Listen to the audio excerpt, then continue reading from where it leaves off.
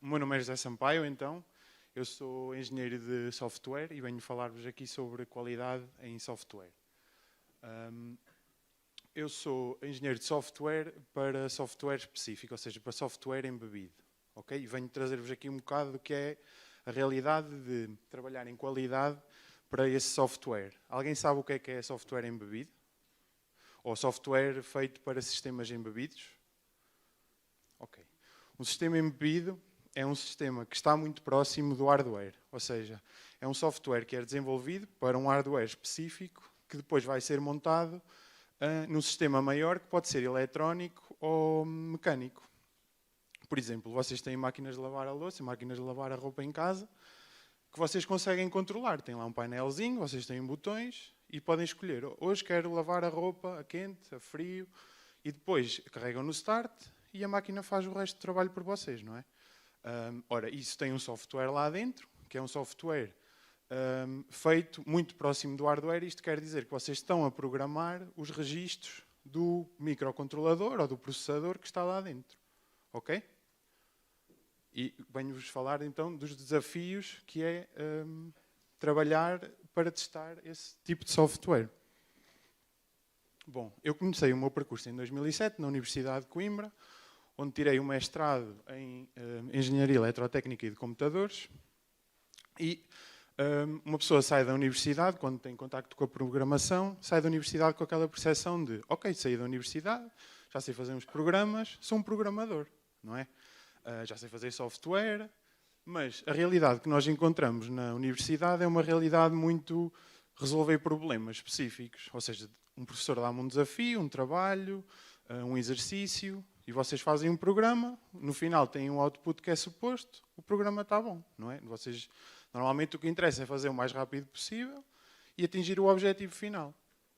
Quando chegamos à indústria, a realidade muda um bocadinho porque nós temos um cliente, temos de criar um produto para esse cliente, onde temos de cumprir com determinados requisitos.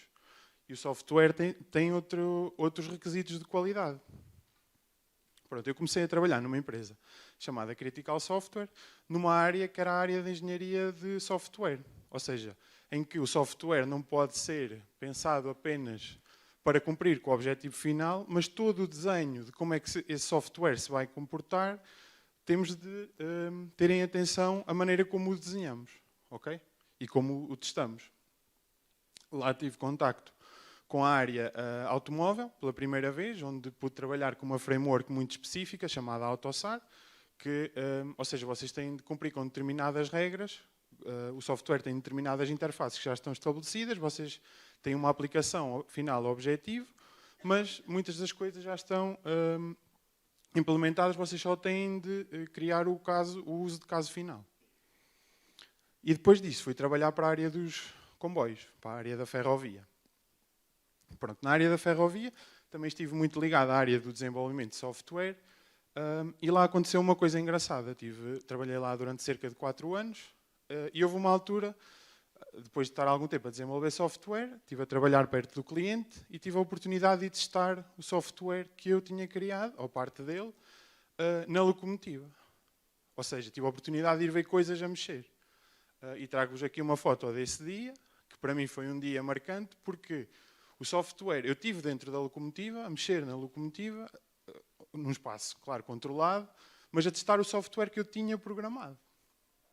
E isso fez-me olhar com outra perspectiva para a área dos testes também. Hoje já ouvimos falar aqui em mitos sobre testes, e um dos mitos é que fazer testes não é tão fixe como fazer software. O que é fixe é desenvolver o programa. Mas se vocês pensarem que um tester ou uma pessoa de QA tem de saber tanto ou mais sobre aquilo que está a testar do que a pessoa que está a desenvolver, para tentar compreender quais é que são os cenários que o utilizador vai ter ou vai aplicar ao software que nós desenvolvemos e tentar prever todos os cenários possíveis, ou o máximo de cenários possíveis. Então isso fez-me perseguir uma carreira em software testing e foi aí que começou o meu percurso na Bosch. Comecei a trabalhar com um tipo de sensores chamados sensores inerciais e esses sensores são algo como acelerómetros ou giroscópios. E vocês todos neste momento têm um no vosso bolso ou na vossa mão nos vossos telemóveis. Ou seja, quando vocês viram o telemóvel, tem um sensor inercial lá dentro que detecta que vocês viraram o telemóvel e faz aquele flip no ecrã, não é? Pronto, também são feitos sensores similares para a área dos veículos e para a área automóvel, e foi nisso que eu fui trabalhar quando fui para a Bosch, testar esse tipo de sensores. Aí tive a oportunidade de progredir na carreira, fui gestor de testes, criei a minha própria equipa e neste momento sou líder de 2 equipas, mas mais importante do que isso, sou um engenheiro de software, porque não gosto muito de fazer a distinção entre um developer e um tester, por causa daquilo que eu vos disse. Nós somos todos engenheiros de software, porque temos todos de cuidar da qualidade e fazer bom software. É esse o nosso objetivo no final. E queria, ao longo da descrição do meu percurso, eu fiz isto de propósito, deixei-vos ali um V, quero que guardem isto na vossa cabeça. E queria-vos então introduzir aqui um conceito, dentro do conceito dos sistemas embebidos, que eu comecei por vos falar, que é o conceito dos sistemas críticos de segurança. Um sistema crítico de segurança, que normalmente é usada a expressão em inglês Safety Critical System, são sistemas que, se falharem por alguma razão, vão causar uma enorme quantidade de dano, seja ele dano monetário, seja perda de vida, seja perda de sistemas muito grandes, e isso pode se aplicar a vários setores, como o setor da aviação, o setor aeroespacial, o setor automotive, o setor dos medical devices, ou seja, muitos setores, até a bolsa, os próprios servidores. Se falhar um servidor no Facebook, vai ser um problema muito grande, não é? Já aconteceu e as perdas normalmente são incalculáveis. Mas porquê eu vir da Bosch falar-vos de qualidade em software? O que é que vos vem à cabeça quando vem falar da Bosch? Alguém me quer dizer? Desculpem. Ferramentas? Ok. Boa resposta. Boa. Então, aquilo que primeiro me vinha à cabeça era realmente a qualidade. E vocês falaram de eletrodomésticos, os meus pais tiveram um frigorífico que durou 20 anos, que era da Bosch, e estas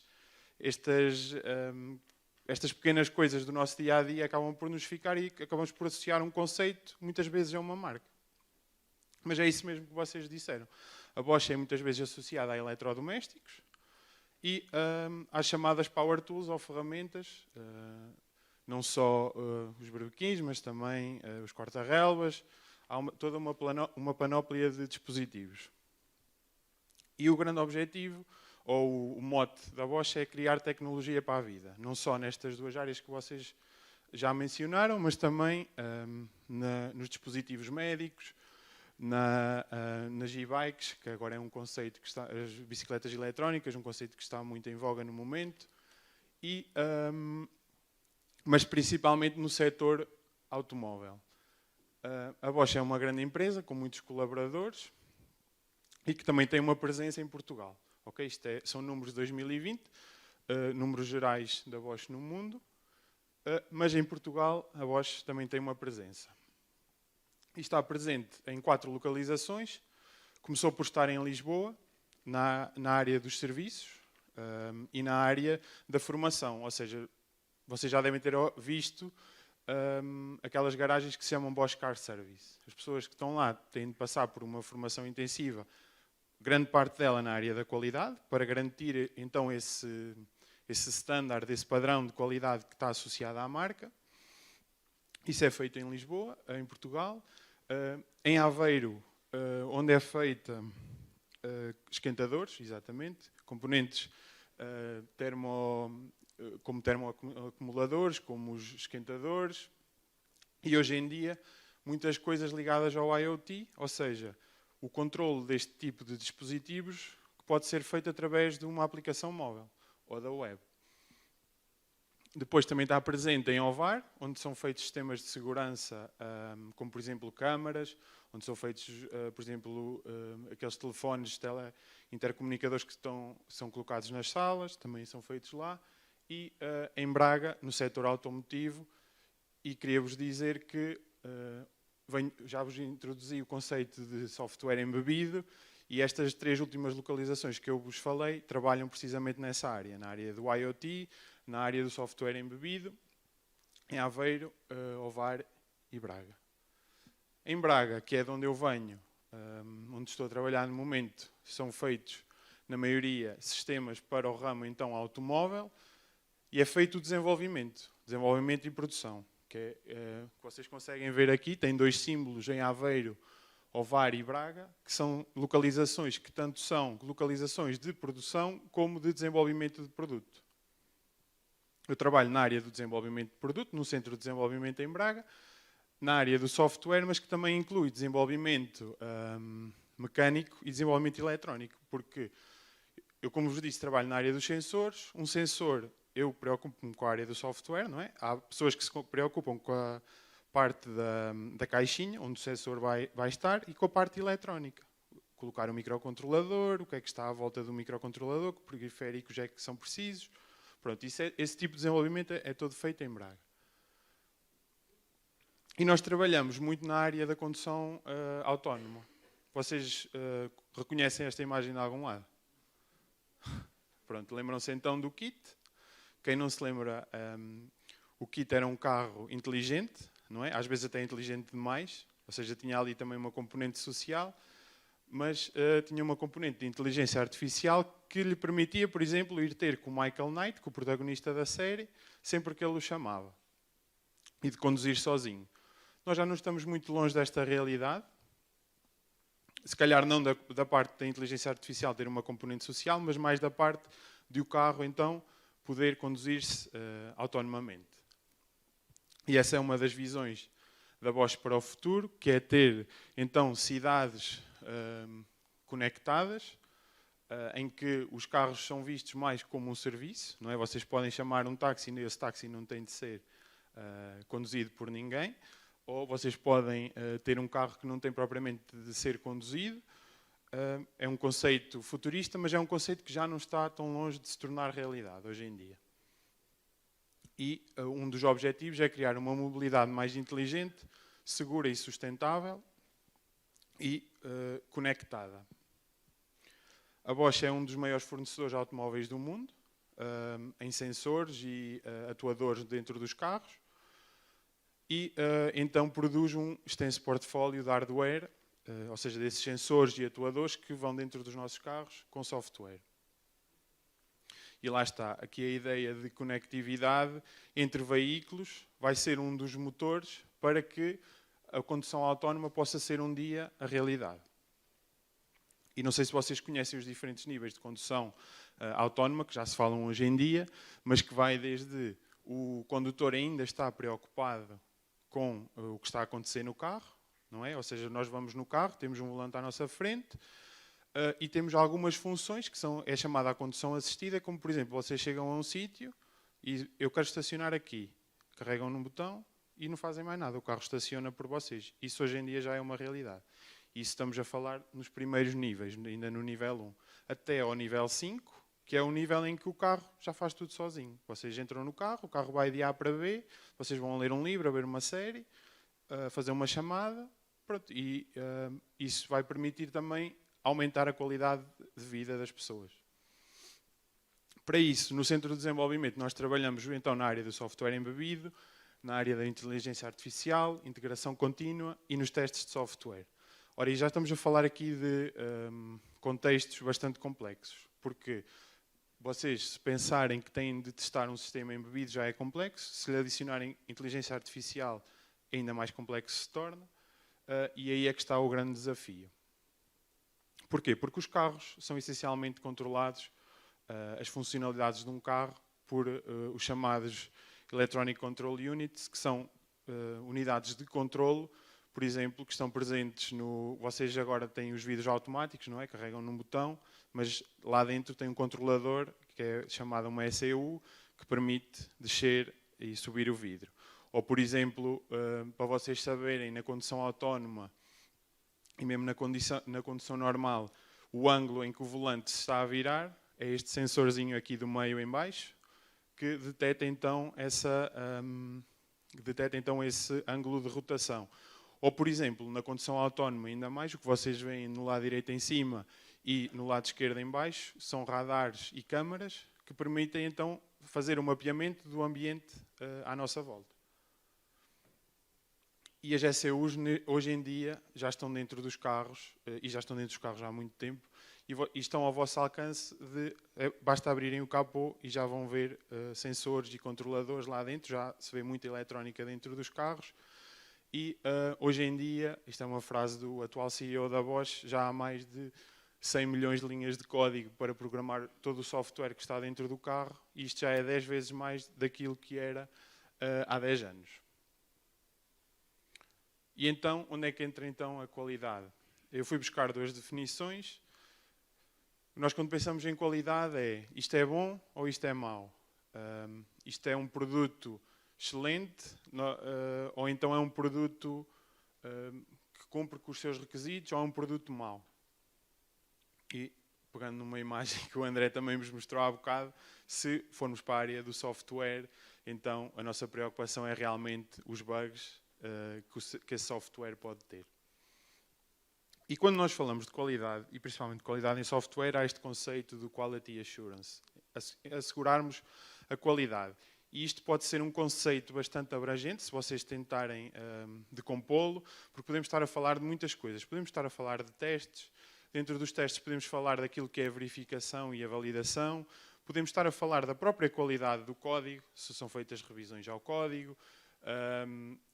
Há determinadas guias que nos são dadas principalmente na área dos sistemas embebidos para que o código tenha determinados padrões de qualidade.